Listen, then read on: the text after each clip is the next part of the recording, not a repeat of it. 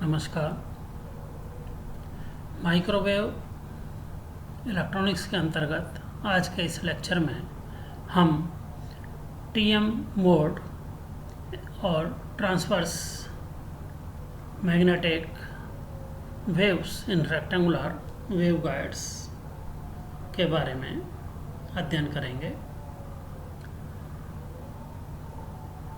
Wave propagation में 3 प्रकार के मोड्स हो सकते हैं: TM mode, T mode and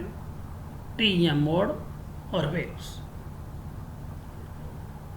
Firstly, for transverse magnetic waves or TM mode, Hz will be 0. Hz means the component of the magnetic field along z-axis, which is considered here along the axis of the waveguide. Secondly, for transverse electric waves or T mode, Ez will be 0. And thirdly, for the TEM waves, TEM means transverse electric and transverse magnetic waves, both Ez and Hz are 0 along the axis or direction of the wave propagation. TEM wave cannot propagate within a single conductor or in waveguides. TEM mode exists in coaxial transmission lines, while TE and TM mode propagate in rectangular and in circular waveguides. Now in this lecture we will discuss in detail about the TM mode in rectangular waveguide. In our previous lecture about the rectangular waveguide, we have solved the Maxwell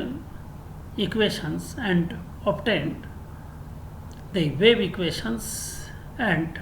by the solution of the combined Maxwell equations we have derived the field components Hx, Hy, Ex and Ey in terms of either Ez or H. And we have assumed the electric and the magnetic fields as time harmonic dependence by the factor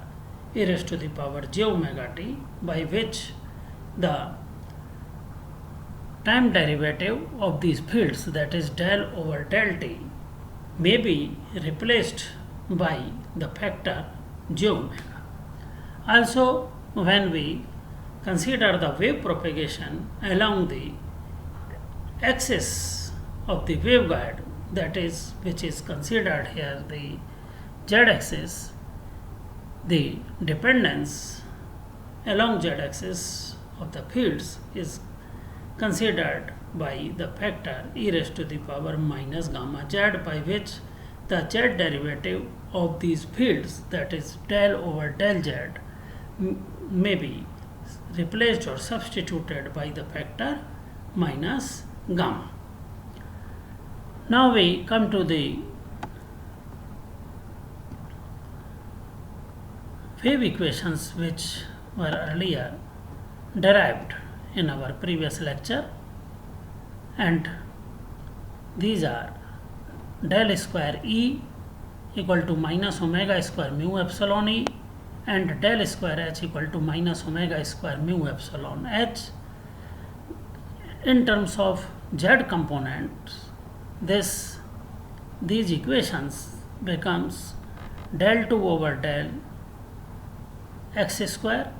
of Ez plus del 2 Ez upon del y square plus del 2 Ez upon del z square, and replacing this term del over del z by minus gamma, this term del 2 Ez over del z square will become gamma square Ez, and this is equal to minus omega square mu epsilon Ez. If we transfer the right hand side part to the other side of this equation will take the form like del 2 Ez over del x square plus del 2 Ez over del y square plus h square Ez equal to 0. Similarly, the wave equation for the magnetic field will also takes the similar form, and here we have considered h square equal to gamma square plus omega square mu epsilon. H square here is a constant, and these are the field components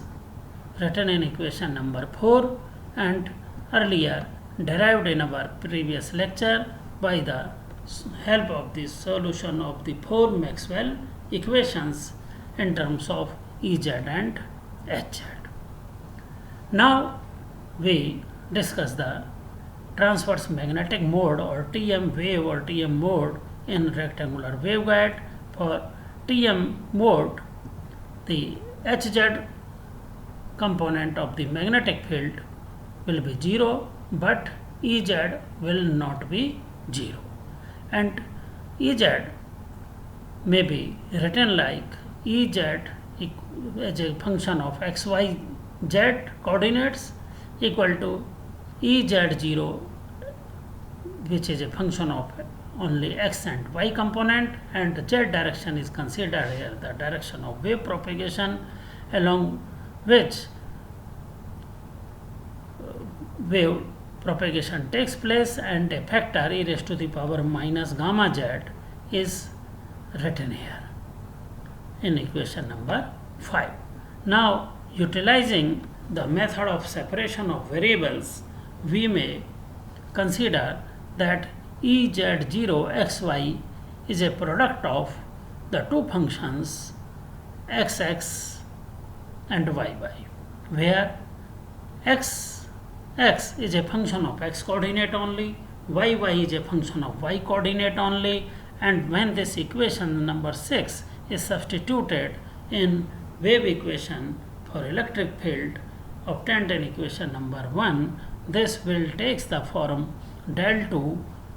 xy upon del x square plus del 2 xy upon del y square plus h square xy equal to 0. And by differentiation, when we take the partial differentiation with respect to x, y function, which is a function of y coordinate only, is considered to be a constant. It comes outside. Similarly, in the second term, in evaluating the partial differentiation with respect to y coordinate, we may consider x as a constant, and this can be taken outside the differential term, plus the last term h square xy equal to 0. When we divide each term by x into y, then this equation will takes the form 1 upon x into del 2 x upon del x square plus 1 upon y del 2 y upon del y square plus h square equal to 0. If we rearrange this equation,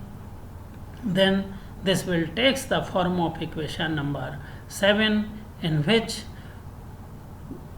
one side of the equation is a function of x coordinate only, second term is a function of y coordinate only. Both sides are since equal, so this can be possible only if each side is equal to a constant, which we have considered here a square. So a square is considered here a constant term. Now first we consider the first part or LHS part of equation number 7, and which gives us 1 upon x del 2x upon del x square plus h square equal to a square, or if we transfer a square term to the other side of the equation, then a new constant b square, which is equal to h square minus a square, may be assumed, and the equation number 8 will be a second order differential equation whose solution is given in equation number 10, which gives us x equal to c1 cos bx plus c2 sin bx, where c1 and c2 are also constant. Now we take the other term in equation number 7, which is a function of y coordinate, and this equation will gives us the term minus 1 upon y del 2y upon del y square equal to a square, or this will again become del 2y upon del y square plus a square y equal to 0, which is again a equation, second order differential equation, and its solution is given by y equal to c3 cos ay plus c4 sin ay. Again c3 and c4, these are also constants. So the values of the constants can be obtained by employing the boundary conditions. In our previous lecture, we have also discussed the two boundary conditions for the electric and the magnetic fields, and these conditions are that number 1, the tangential component of the electric field is always 0 and the normal component of the magnetic field is always 0 at the conducting walls of the waveguides. Now, if A and B, these are the wider and the shorter dimensions of the waveguide along x and y axis respectively, and in a rectangular waveguide as shown in the figure, if z direction is considered as the direction of wave propagation, then now when we apply the boundary condition for the tangential component of the electric field equal to 0 at the conducting walls, so first we consider the two conducting walls at y equal to 0 and y equal to b. So y equal to 0, this is the lower plane lying in the xz plane, and similarly this other plane having y equal to b, this is the second plane lying in the xz plane. So in these two planes, the tangential components are ex and ez, and they will be 0, means only the normal component of the electric field, which is Ey here, can exist. Similarly, at the other two conducting planes, which are x equal to 0 and x equal to a. So x equal to 0 is this plane lying in the yz direction, yz plane. Similarly, this second plane is this one, which is marked, arrow marked, and at these two conducting planes, only the tangential components Ey and Ez will be 0, and the normal component of the electric field, which is along the x-axis, can exist. Now when we apply these boundary conditions to evaluate the values of the various constants, so first of all we apply the condition that at y equal to 0, Ez is 0. So to apply this condition, we come to the equation numbers 5, 6 and 11. So 11, in equation number 11, the function y, which is a function of y coordinate only, given in equation number 11. And similarly, when this x and y, x value is given by equation number 10, and the electric field Ez 0 in equation number 6 is considered to be the product of these two functions x and y. So when Ez 0 will be 0 at y equal to 0, it means this can be applied only to y part in equation number 6, and when this condition is applied for the y function at y coordinate when is 0, this sin ay term will become 0 due to sin 0, but this cos ay will become unity. So the value of y will be 0 only if we consider the constant C3 to be 0. So in this way, the one coefficient, one constant C3 comes out to be 0. Now similarly, when x equal to 0 condition is applied, so at x equal to 0 plane,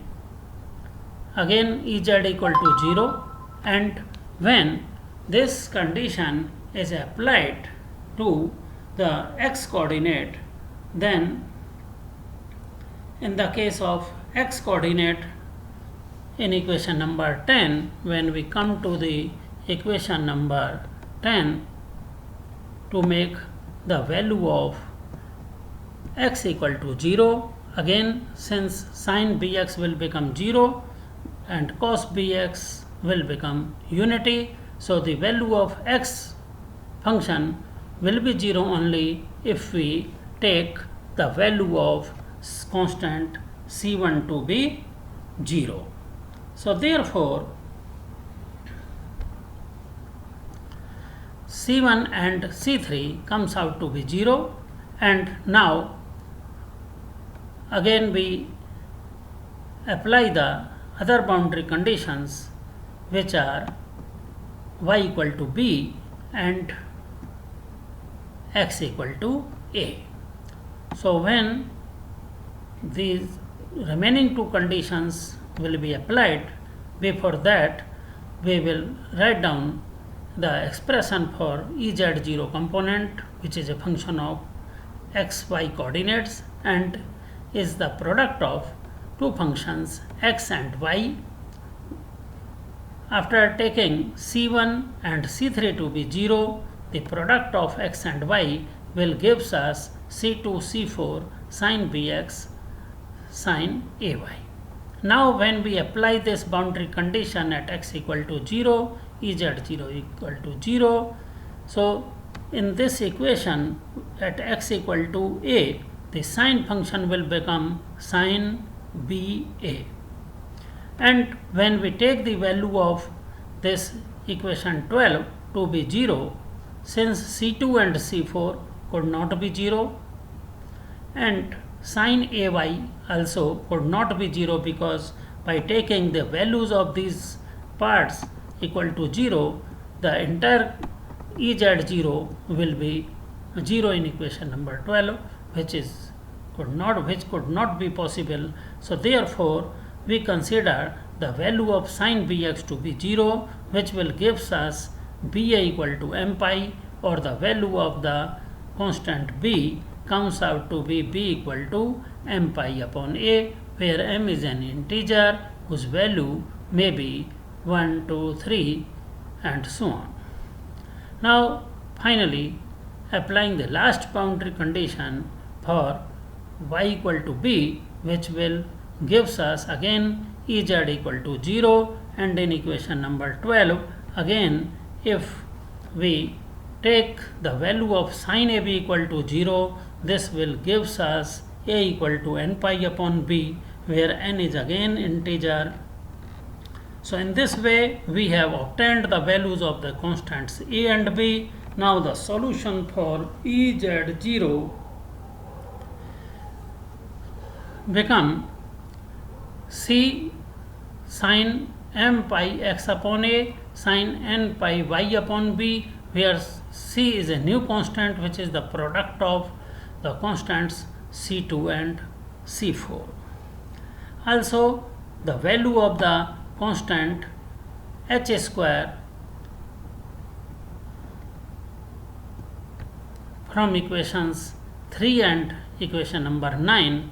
we have earlier assumed gamma square plus omega square mu epsilon equal to h square, and in equation number 9 h square is taken as a square plus b square, and therefore after putting the values of the constants a and b, h square will become m pi upon a whole square plus n pi upon b whole square, and the value of the propagation constant gamma from this equation, which is equal to under root h square minus omega square mu epsilon equal to m pi upon a whole square plus n pi upon b whole square minus omega square mu epsilon. So gamma in general is a complex quantity and is given by alpha plus j beta. Alpha is the attenuation constant, beta is the phase constant. Now we discuss about the cutoff frequencies. Now in equation number 16, when the frequency of wave propagation omega is small, so that omega square mu epsilon is less than h square, for such small frequencies the value of the propagation constant gamma will be real number. It means the gamma will be 0, means beta will be 0, and beta, which is a phase constant or phase shift, when its value is 0, it means there is no phase shift along the axis of the waveguide, means there is no wave motion, because when any wave propagates in a space, its phase changes. So therefore, for very low frequencies, the propagation could not be possible in the waveguide, but as we increase the frequency omega, a condition will reached at which the value of gamma will become 0, and for this condition, when omega square mu epsilon is equal to constant h square, and this frequency of omega for which the value of gamma will become 0, we call this frequency, we define this frequency omega as omega c, that is the cutoff frequency, because when the frequency for the frequencies which are now greater than omega c, that is cutoff frequency, for those frequencies from equation number 16, the value of gamma will now become imaginary, that is gamma will become equal to j beta, and the value of beta from equation number 16 is shown in equation number 18 now. So for all frequencies, omega square mu epsilon term when is greater than h square, which is m pi upon a whole square plus n pi upon b whole square, the value of alpha will become 0, gamma will become purely imaginary, and the phase constant is expressed in equation number 18. This frequency above which the wave propagation is possible, that is for omega is greater than omega c, the frequency omega c from equation number 17 can be defined by omega c equal to 1 upon under root mu epsilon under root m pi upon a whole square plus n pi upon b whole square. Thus, the frequency below which wave propagation not occur is defined as the cutoff frequency. Means for the wave propagation in waveguides, the frequency of wave propagation must be greater than the cutoff frequency. In terms of cutoff frequency, in terms of fc from omega c, the expression is shown in equation number 20, and if we consider the term 1 upon under root mu epsilon as the velocity in dielectric medium as V0, and when the medium is air or vacuum, the mu will take the value mu naught, epsilon will take the value of epsilon naught, that is permeability and susceptibility of air, and the velocity V0 will become 1 upon under root mu naught epsilon naught. It will be the velocity in free space. Now we define the cutoff wavelength. So cutoff wavelength lambda c is defined as V0 upon Fc, and from equation number 21 the value of cutoff wavelength lambda c will comes out to be twice upon under root m upon a whole square plus n upon b whole square. So from equation number 22 it can be seen that the value of the cutoff wavelength will be a function of the waveguide dimensions a and b, and also on the mode numbers m and n. Cutoff wavelength means it is the maximum or the upper wavelength limit for wave propagation inside the waveguide. The wavelength of the propagating waves must be less than the cutoff wavelength. Now we define the velocity of wave propagation inside the waveguide, or denoted by Vg, which is defined by the ratio of the omega and beta, and from the beta expression as earlier derived in equation number 18, the value of Vg is expressed here. Also m pi upon a whole square plus n pi upon b whole square, this is equal to h square or omega c square mu epsilon. And when we simplify this equation by taking omega square mu epsilon from the radical term in the denominator, then this will takes the form of the equation number 23. It is clear from now equation number 23 that Vg is greater than V0, that is the guide velocity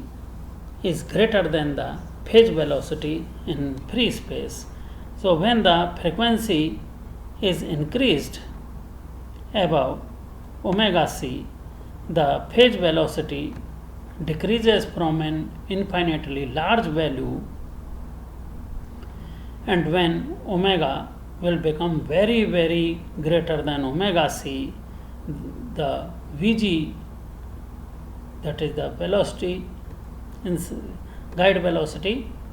Vg will approaches to the free space of phase velocity V0 term. Now we define the guide wavelength lambda g. So guide wavelength can be defined by Vg lambda g equal to Vg upon f, and expression for Vg we have earlier derived here is given by omega upon under root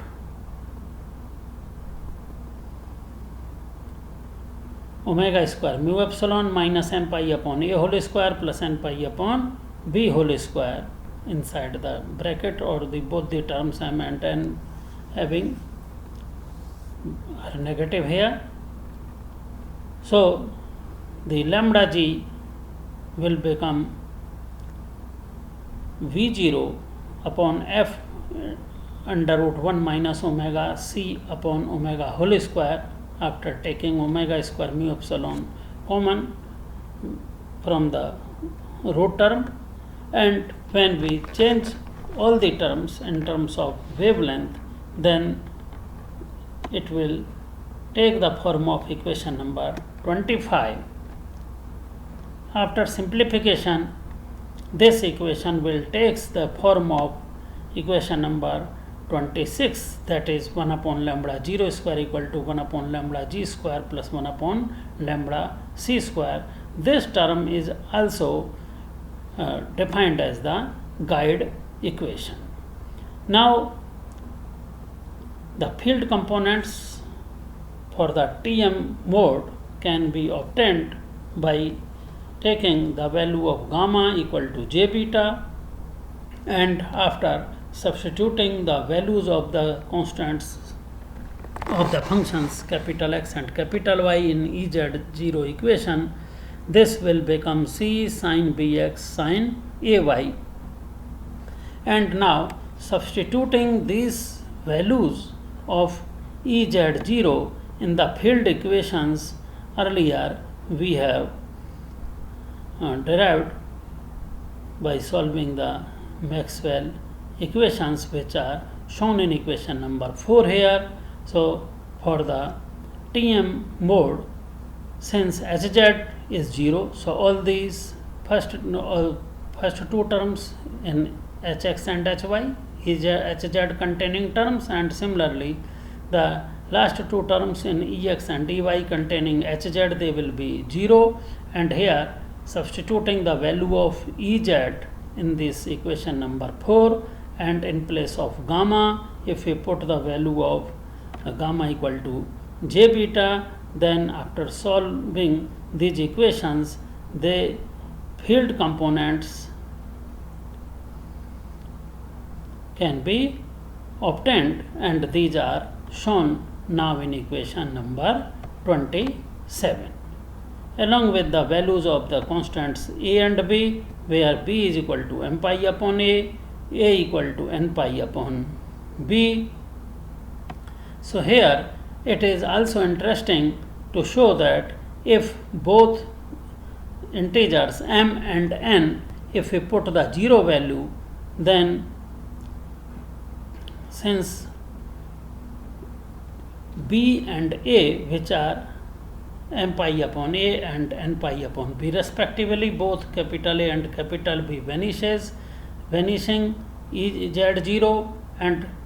hence all the components hx, hy, ex and ey vanishes. So therefore we can conclude that both m and n could not be 0, or any either of these m and n values could not take 0 values. So the minimum values for the integers m and n, these are